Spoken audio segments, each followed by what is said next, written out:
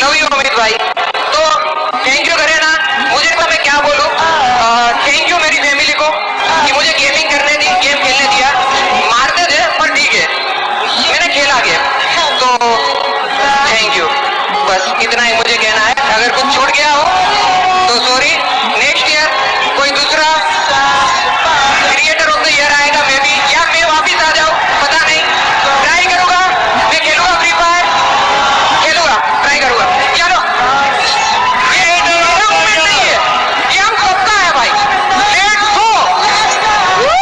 Creator of the Year, भाई लेकर है। Booyah 2025. अंशु गेमिंग, भाई ये फोटो बनता क्या होगा? The squad, legendary squad. तो ड्रोन को इधर थोड़ा हमारे रैंक पुश स्क्वाड है, हम लोग न्यू सीजन आता है तो रैंक पुश करते हैं और मुझे काफी अच्छा लगा कि हमारे भाई लव यू अमित भाई।